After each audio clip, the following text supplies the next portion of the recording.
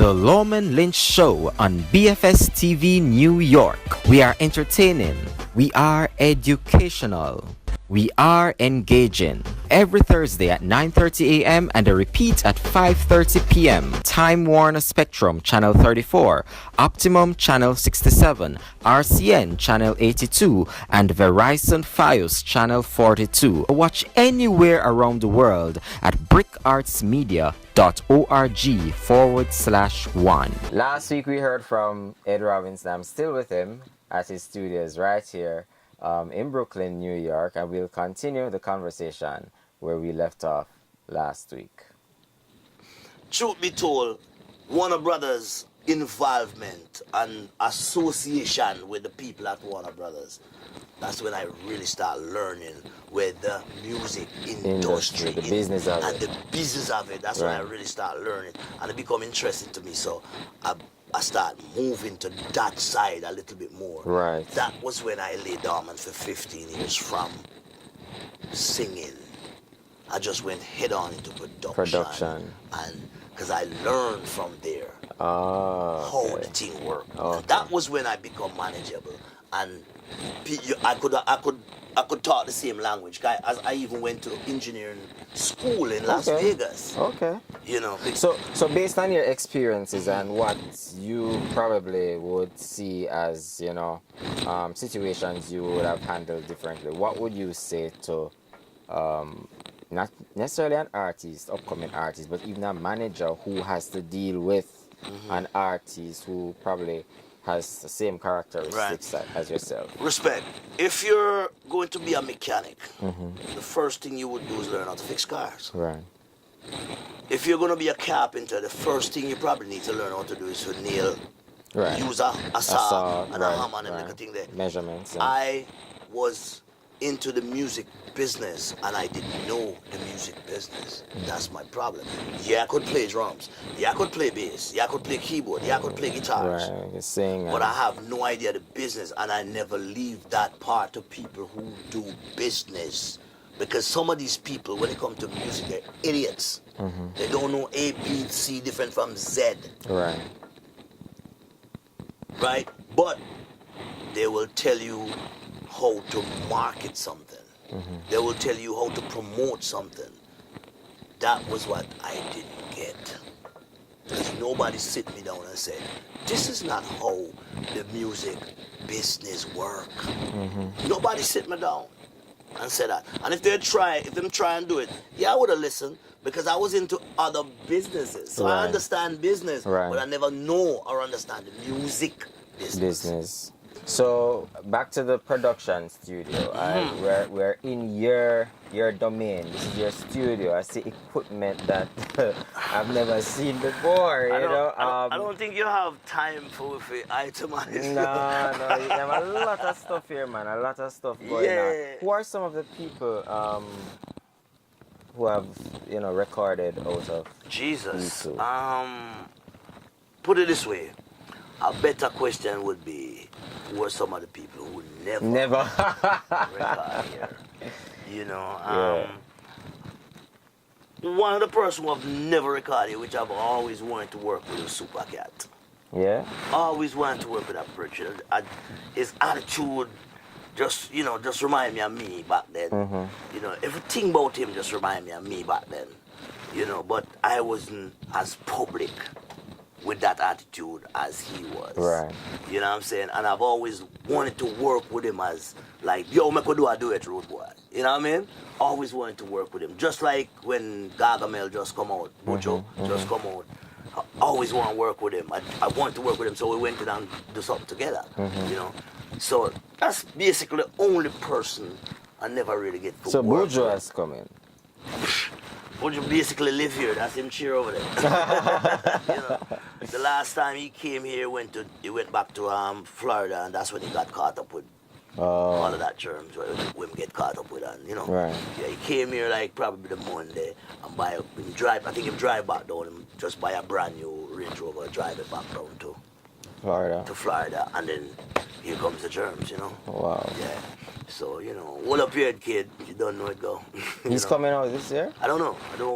I really don't follow the case because I'm not I'm not that kind of character or personality to follow what all of these brethrens going through. You know, because you don't know that, but that's will waste a lot of your time.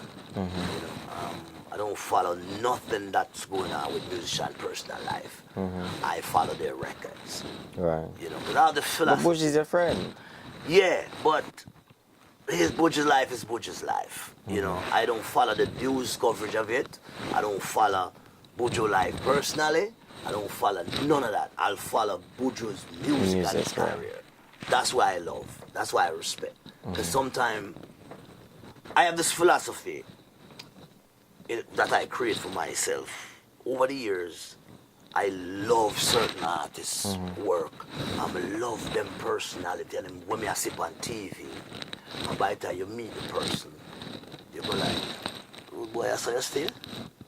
You know what I mean? And it happened to me probably about 20 times out of 25 artists that I love. Not just Jamaican, even American artists. Right. And you go, you know what is true? I'm going to start love your music and just keep it at that. Love your touring thing, I love where you do live, I love your performances, wicked performance. But you personally, don't cross my block. Right. You know what I'm saying? But I still I got love your music. But I don't want to see you nowhere near my block. Yeah. If I see you nowhere near my block, I might have a flip two back after you. I know that. You know what I mean? So I kind of leave it at that. And I have there's a lot of artists that I really don't dig as a human being, as a person, as a brethren. But the music you can't tell me nothing about. I love the music. I still play the music. In my truck, I still have one of them kind of brethren there. Music, I blast. Every time you see me drive down the street, you hear me. If you listen carefully, you're going to hear the music. You know what I mean? I still love them work. Right. Can't deny a man work. But you personally, drive around the other block, my brother. You know what I mean? So I don't really follow the kid thing. I mean, I love the kid as a brethren. I love him as an artist. I love him in performance. I can't get enough of it. Right. What I don't follow is personal. His personal. So I can't really comment on it. You mentioned, a lot of artists have, been here to record. You're associated with many. Music for Life is coming up. Yes, sir. The very first Music for Life that I had in New York, you were the first major artist to say yes, you will do it. And I still appreciate that up to this day. Respect. We have on the show individuals like Nadine, Etan. Have you worked with any of these people before? I probably Nadine. Nadine, yeah. As a matter of fact, my first big tour, I toured with Nadine. Really? We was in Mexico, I think. We was in a South American country, and she was actually my chaperone because I couldn't speak their language. But she speaks fluent Spanish. So Nadine speaks fluent? To me, personally, I don't know if to anybody else she does, but to me, she was the one who was communicating with the people while I was with her. So them times she was, probably a little girl or, probably I think maybe she was a teenager them times. I'm not even sure. Wow. She probably was about 18, 19, somewhere there. But we toured with one of my first big major tour. I think it was Sunsplash, Mexico. I toured with her. She, Little Lenny, Leroy Sibbles, I think Muta Baruka was there, Carlin Davis, and Tommy Cowan. Yeah, we was on that road. So I work with her. I don't remember working with Nadine in the studio. I don't remember, to be honest with you. But me and Nadine go way back down the street. And as a matter of fact, I think I used to be married to one of her cousins. Yeah? Yeah, man. So there's Nadine Sutherland, there's Etana. Yeah. I love Etana. Etana I work with here. Yeah? Etana has been to Ito? Etana has been here. We work with Etana many a times here. Really? Yeah, man. Many a times, man. Chris Thomas, the CEO. Chris Thomas, me and Chris Thomas' father go way back. Oh, okay. To me, Chris Thomas is a son. It's not your little brother. It's a son. Yeah, man. But Chris, great youth, ambitious youth. From a personality standpoint, love him as a brethren. Right. Love him as a brethren. Great brethren. You know what I mean? Keisha, ambitious. As a matter of fact, Chris Thomas brought in one of the biggest R&B pop superstar here to Yeah. record. Aaron Hall. That was the first time I ever worked with Aaron Hall as a pop, because I'm gonna work with the hip hop Right. people, them, you know what I mean, from the Snoop, to RNG and all them kids come down. But You ever worked with Snoop? I didn't Snoop Dogg? I was the one who introduced Snoop to reggae vibe music. That's the first time him ever work on a sack. It was supposed to be him and Shabba ranking, but Shabba cap out. Okay. And we did it with him and Buju Banton. We put him and Buju Banton together. Okay. That was the first time him ever dabbling In reggae. Right. Jamaican vibe style. He's never done it before. You know, me and Derek Barnett did the track in LA. And we went to Snoop's studio. Derek Barnett from Sagittarius, bass player. Cool, Yeah, man. cool. So I was over there with them for like 7 years, man. In LA? Yeah, I was over there with them, you know, E40 and all them. Keisha Martin. Great, yo, that's one of the most underrated, under-celebrated talent in New York. You know, and one of the reasons why I love her, love Keisha to the max, is why I think Keisha remind me of myself, the personality there. Right. Female version? Yeah. Really? Yeah. Keisha that roots? Very defiant. Very defiant. To me, very defiant. Not bowing to nobody and them foolishness. Not, she's not a yes person. Right. I had her on the show the other day. Yeah? Yeah, man. Respect. Yeah, man. Great vibe. Love her vibe as a personality.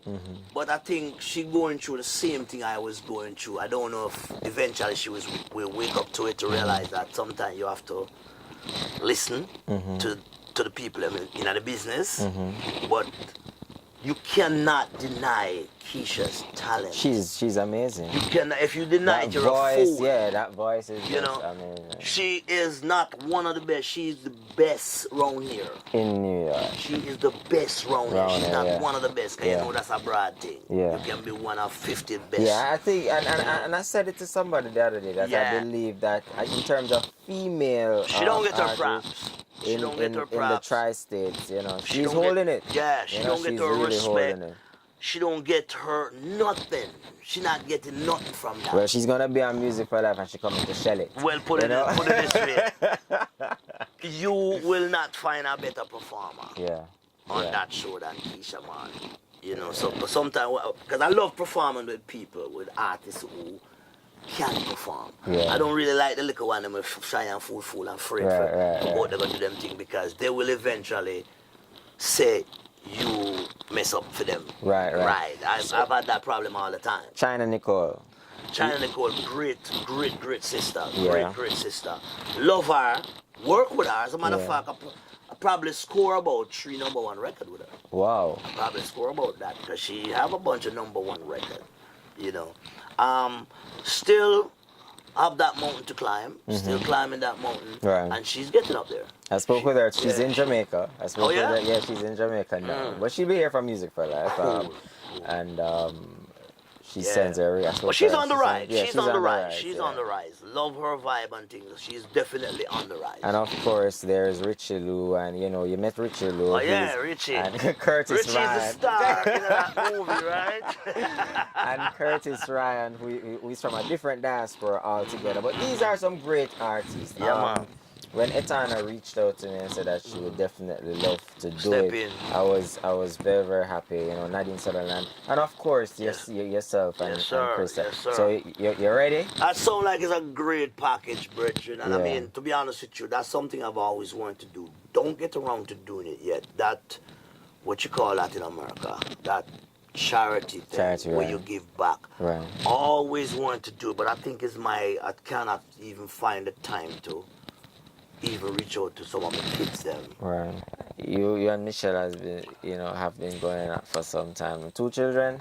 Yeah, with man. Ed Jr. and Ellie. EJ, man. Yeah, right, EJ. Yo, EJ's how old now? EJ's 15. 15. Ellie's 14. It's because when I came, he would have been what? 8, 7. He was a little baby boy. Yeah. Was probably about 7 years old. Back then. 7. Run up and down over the building, I get trouble. Trouble, yeah. Yeah, man. But now he's doing. Still I get trouble. EJ is good, man. Ellie has grown. Yeah, man. Oh, she's 14 going on 35. That's her level of intelligence, attitude, And she's artistic too. No, No? she's more like way too advanced for the average person.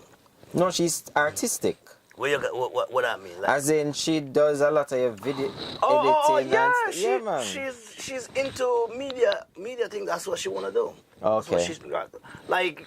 You know how kids are, my virgin, especially them too fast kids. Them every week them wanna be something else. One minute, Right. 1 week them wanna be a doctor. Next week they wanna be a pilot. You know, yeah, because them discovering so much stuff that them don't make up their mind yet. Right. So put it this way. I try to be on that level. I try to give my kids that level of security that them can take all the time in the world what they want Right. to decide what They want to do and stuff. Yeah, Right, man, right. I push that. I always push for that. I always try to do that. Some of them I really don't get the opportunity to do it. You know, because you know how that is. You know, especially when they grow up with their mother. So you have 2 other children? I probably have about I probably have about 5 other kids out there. 5 others. I normally say 6 because you know I generally own Michelle's first daughter. Of course. How is she doing, by the way? She's great, man. She's a doctor. She's a doctor. Right. Yeah, so she's doing good, man. You know, she's in She's Jacksonville, in Florida, right? Yeah. I try and push and steer my kids into the business aspect of this. I mean, because all of my kids, them have the ability to do music. Right. Every one of them do it to the highest level. Right. But knowing how the music thing is, Right. or the performance and the singing and the artist thing is, I try to steer them towards the business. Right. You know, Right. I think my third son is a manager for bands now out in Atlanta. Oh, okay. You know, he does his thing in terms of the artist thing. I really don't get involved with that. I even heal them up on that. You know what I'm saying? I just leave them, let them do them thing. Because, you know, doing business 20 years ago is totally different from doing business now. Yeah, absolutely. You know, they have their way of doing it. So every time I see him, you know, I mentally support him, I heal him up and blah, blah, but I really don't have the time to.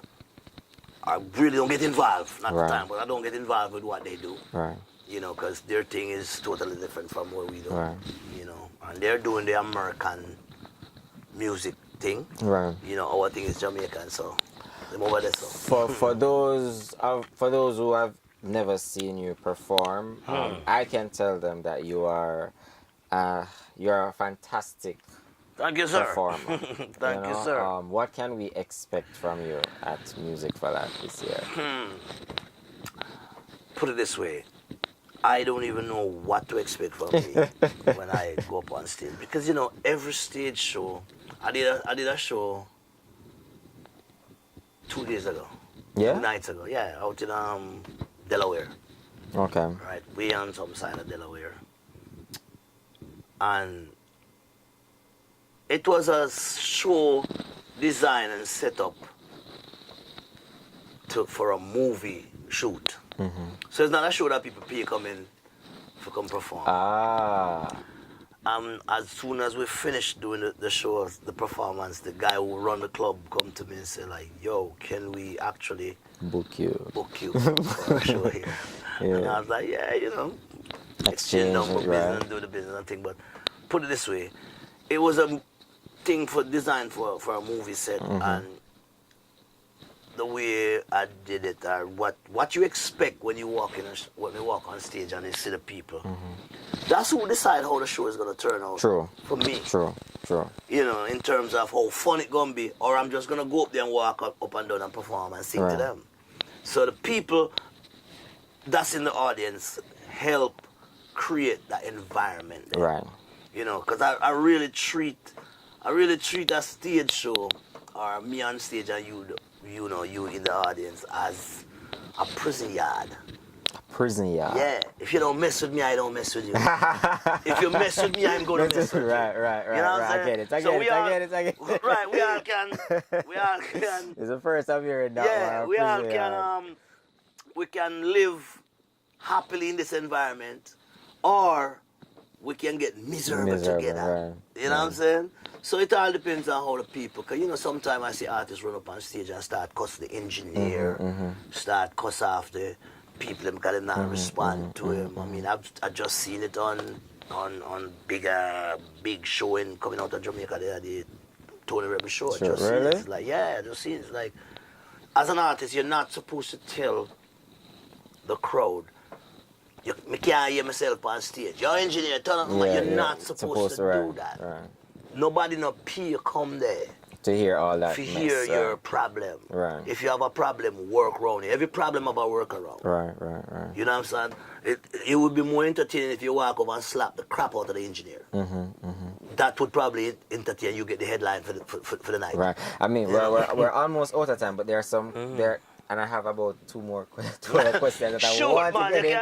Edit them out. but you mentioned that you went to Delaware to film a movie. Plus, E2 is embarking on, the next phase is going to be a film.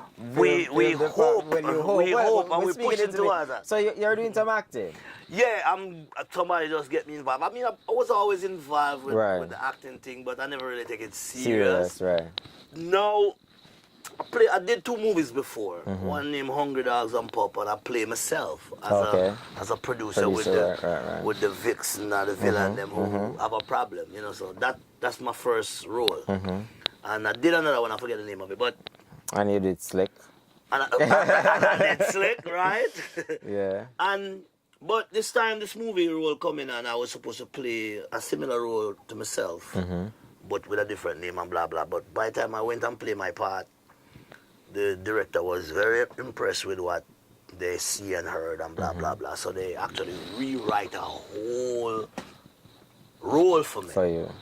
So that's why I'm like running around, traveling back and forth. And my next movie is Atlanta. We're supposed to go to Atlanta to do the next another part. Yeah, where I'm supposed to be killing somebody. So it's serious business. Who business. kill, So it's serious business. Yeah, it becomes serious now. So I'm kind of, and I like it. To be honest with you, I never really played such a long role in a movie. I really, really start feeling that I like it. So good. I might be embarking on probably doing some acting lessons or something. Right. You should. Forget my chops up a little bit, forget that real nowadays thing there. Right. Yeah. And, but because they give me a lot of leeway in terms of, what you call now, impromptu, like really talk, ad-lib it. Ad-lib, yeah. Them give me a lot of leeway for do my ad-lib. What about, tell us something that... we'll be surprised to know about me? Ed Robinson. Nothing. I put it this way, my life is basically an open book. Yeah. I mean, I don't live my life on the internet or not like that, but one of the things that... No chapters closed or reserved? Nah. I mean, I live a very simple life. I mean, put it this way, I am a fun-loving person from day one, as far back I can remember. That's the truth. From day one, I just like having fun. Right. And maybe one of the things that people have never seen with me is my violent side. And that's something that I don't really care about. No, you don't care about, but you don't revisit it. No. So maybe that's the only chapter in my life where, because I live my life like a what do I call it now? Not, some people get up on the square and argue and fight and do some dangerous thing. No, I don't. I have this one motto in my life that sadly that I live with it and I live with it until today. From them time there, I work hard for my money, so my money work harder for me. Right. So that's probably the only dark side I have. What annoys Ed Robinson? People who don't know what they do. People who don't have a problem. From day one, I have that problem. Like I said earlier, if I walk in a situation and I run into 2 or 3 or 4 people that's supposed to be doing that job and you don't know what you're doing in it, that going to annoy me to the point of me saying, so I'm not going to sit there and not saying anything. I'm going to tell you straight up, my youth, you don't know what you're doing. Right. You know, leave that alone. Put somebody else in there, but guess what? Sometimes it's the nicest person. True. Sometimes it's the nicest Bridget, it's the nicest female, you know. So sometimes you can give them a chance, but that's what annoys me. I don't gravitate to people who don't know what they're doing, but sit there and pretend like they know what they're doing. And they will convince you that they know what they're doing. A lot of times they convince you, because guess what? That's why they're doing it, because they convince other people around them that they can do it. What are you most passionate about? What inspires you? What motivates you? Music. Music. Everything about sound inspire me. You can take sometimes I drop my phone by mistake on the ground, on the floor. And even though it might break my phone, it make an interesting sound. And I was like, whoa, yeah, I just bust up my damn blooming phone, but I like that sound of it, man. Right. So I will waste time. I will spend the time to set up a microphone right near this and drop the phone again. Just to get that Just sound. forget that sound. And a lot of times you hear that sound on some of the songs that I do. You know, so that motivates me. I will build a song around that sound and then take it out of it. Because that will give me a vibe. Where I drive past somewhere and we hear people argue or quarrel or whatever. But there's a rhythm to it. There's a sound to it. Right. You know, so that's what really gives you the motivation, the inspiration. With everything that is happening in society, in the world, what would you say to our viewers or listeners to motivate them? Word of encouragement. Everything that you do in a life, when you just crash and come out and lie down in a hospital bed, be happy with it, because you could have been dead. You understand me? So let nothing discourage you, and let no one push you off from your goals that you want, things that you want to do in your life. Let no one discourage you from that. Let nobody said, because you are that, you can't do that. Because them never grew up that way. Them never worship under the religious banner there. Nobody never raised them like that. They never go to that kind of school there. They go to a regular school. You probably go to a Catholic school. We probably learn 1 + 1 is 2, but we learn it in a different bubble. Right.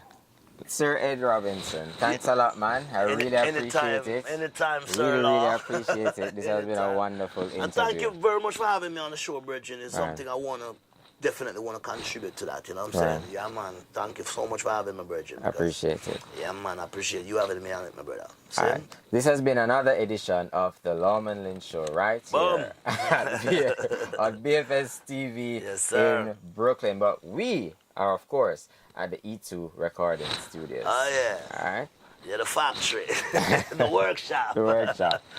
Join us again next week. The Lawman Lynch Show on BFS TV New York. We are entertaining. We are educational. We are engaging. Every Thursday at 9:30 a.m. and a repeat at 5:30 p.m. Time Warner Spectrum Channel 34, Optimum Channel 67, RCN Channel 82, and Verizon Fios Channel 42. Watch anywhere around the world at brickartsmedia.org/1.